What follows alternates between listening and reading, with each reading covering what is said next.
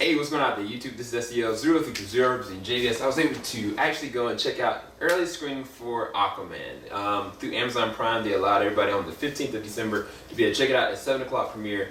And I gotta say, I actually really enjoyed Aquaman. So I'll go ahead and tell you off the gate. For me, this was better than Wonder Woman. But Man of Steel still takes that above this, and then Batman vs Superman, the ultimate cut, still is a leg up above this. But I'll go into the reasons why. So let's talk about the VFX. The VFX are phenomenal. All the underwater sequences, everything that do with Atlantis, the way they were actually using the cinematography side of long scope moments, as well as like the close quarters combat underwater.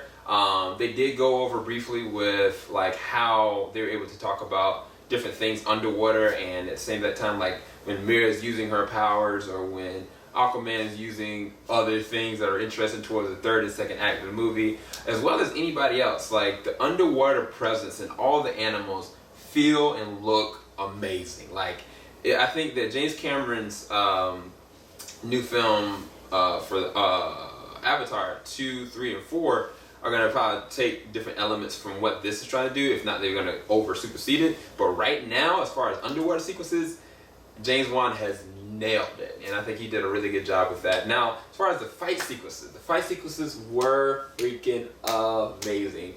I think that honestly, for me, Batman vs Superman was really good, and as far as the ultimate cut, you know, giving us a great Batman. But as far as the fight sequences, Man of Steel was always some of the best for me. And I think Wonder Woman had their peak moments. Definitely the battleground sequence was also amazing. But this one had multiple different fights. The very first opening fight, and this is kind of a small spoiler, but Nicole Kidman has this amazing fight in the beginning of this film that I was like, the camera angle and the way they would do it from a practical standpoint was just amazing. I mean, not just that, like even with Jason Momoa, and I mean, you know he can do really good action. I think that there's a couple different great moments. One that was in Italy, one that was towards the third act of the movie, and then another one that was somewhere in the middle that I was like, this is amazing. As far as entertainment, as far as fun, as far as visual immersion, it was really good. The soundtrack was actually really good and well placed. It does go into some of my negatives a little bit. There is a moment in the second act of this film that takes place in the Sahara Desert that, to me, I don't want to call it a cutscene because they've advertised it for a long time, but it just doesn't fit in this movie. Like, the tone is just not good. It feels so cheesy, so campy, so cringeworthy. Not just that, the song placement, the soundtrack and the song placement just don't fit. Like, I wrote so many different notes, and unfortunately my phone died, so I can't talk about any of them. But I remember that. Like, I was like, this doesn't work. But then they go and shift to Italy, and then it kind of switches tones again. And that's where a little bit of this movie is really interesting. That they do a lot of tonal shifts in this movie. That there's one moment towards the beginning of the movie that I was like, man, that's a really serious moment. There's just one moment in the freaking second act that takes place underwater. All I can say is piranha. Like, that sequence is definitively one of the best VFX shots and action moments that only I think James Wan could direct, because it was like thrilling, it was engaging, it was scary, and like it kept to that specific tone. But unfortunately, the movie doesn't go all the way through that. And maybe it shouldn't, you know. I think that there's a demographic of people that really want this to be really fun, really funny. And Jason Momoa can play both. He can play the action, he can play the gritty, he can play, of course, the funny. SNL skits were hilarious. That one with him as the elf was hilarious for SNL.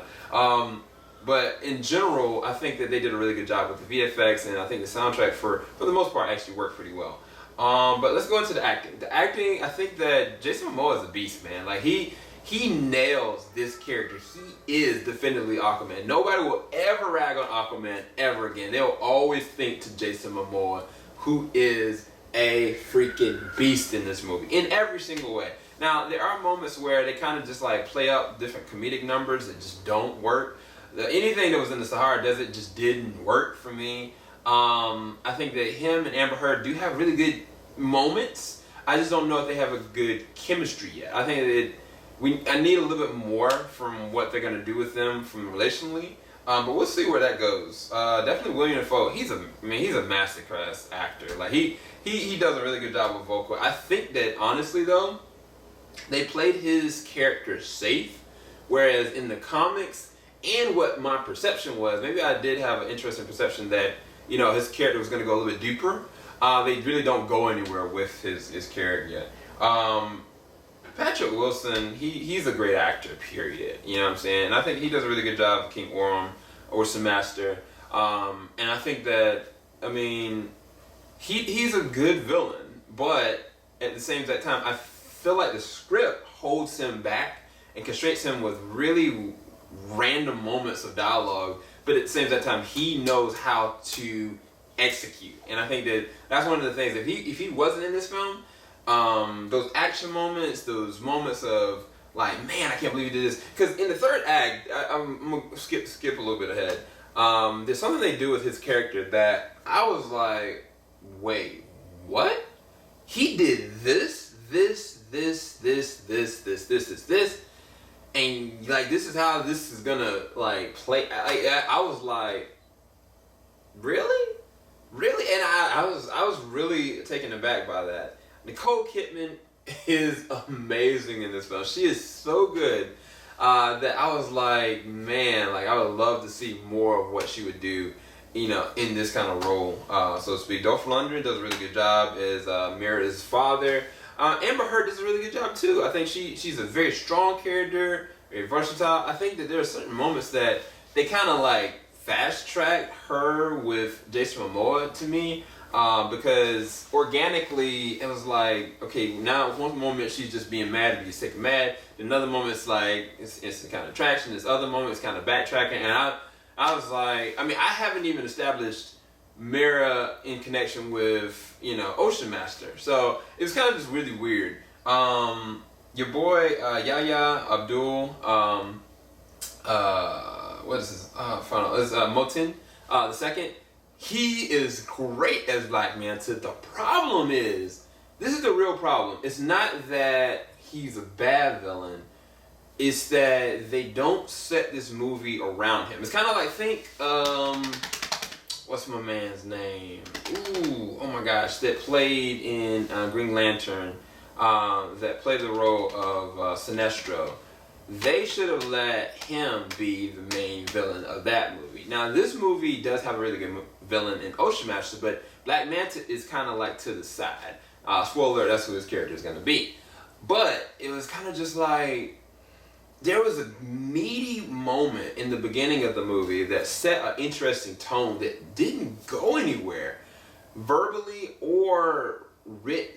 And what I mean by that is, like, there's something that happens in the very beginning of the movie, and I was like, man, this is gonna be on that Killmonger kind of level thing, and it didn't pan out that way. That was a great moment. There's some great action moments with Black Manta, but it was kind of just like, it should have been deeper than that. It should have been way more deeper than that. And I don't think it had anything to do with the actor. I think it was just the way that they wrote it and the way that they focused on one other thing outside of that. And maybe they should have changed that from a script standpoint. But Yahya definitely did a really good job as the character. Who else? Tom Curry. And the princess, not the princess, but the queen. That was a really interesting arc that I think they did a really good job with, personally. But I guess that's enough on talking about the actors, the story. I think the story is very clear-cut. It isn't anything necessarily special, but it does have very special moments. The beginning, definitely with Tom Curry and the Queen, definitely one that sticks out for me. A moment with Voco and Arthur, I thought it was really interesting. A moment with Black Manta and somebody else I don't want to mention. It was really interesting towards the beginning of the movie. And definitely my favorite moment, I would say, is when Mira and Aquaman go and they're diving in and piranhas, as I can say, it's piranha. That scene right there and what comes after it is gold. And I think that the way that they set it up from a cinematography standpoint, it is straight up comic book like nerd moment that I was like, this is amazing. Like, this is actually really good. The final actual scene of this, to me, actually better than the way that Wonder Woman did. I think that the crowd that we were in, like, there was a lot of people cheering throughout, but at the very end, people were like raving, like, yeah. So I think that is a definite step in the right direction. But unfortunately, again, there were definitely some cringeworthy moments. One that I could talk about in the Sahara Desert. In the third act, there was some decisions that just did not make sense to me. I definitely feel like Black Manta could have been on the level of Killmonger if they would have treated it better in terms of the script. If you guys are looking for any kind of connections to the DCU other films like Justice League or anything else in between, don't look too hard. It's only some honorable mentions here or there. It's nothing like any kind of Easter eggs. I'm just going to let you know because I don't want you guys to feel like setting yourself up for expectations that shouldn't be there whatsoever. Definitely the best VFX probably out of all the DCU movies at this point. And again, the action moments, when they're on, they are on. There are some moments that just they weren't necessary, unfortunately. But how do I rank this? Again, like I said, this is my number 3 out of all the DCU films currently right now. But I'll give it an 8 out of 10. So that's my closing review number for it. Hopefully y'all enjoyed this review. Keep it locked. JVS, we ain't gonna stop. If you guys have any comments, what you guys thought about Aquaman, I would love to know in the comment section below. Let me know as soon as you can. Make sure you smash that like button. Make sure you go and check out our discussion, our mega spoiler discussion on Spider-Man Into the Spider-Verse. I think we're gonna do a part 2 for that. Also done a review for Spider-Man Into the Spider-Verse. You can check those out somewhere over here or here. But I'll talk to you guys later. Keep it locked. JVS, we ain't gonna stop. Have a blessed night, guys. Have a blessed evening if you're during the day. Peace.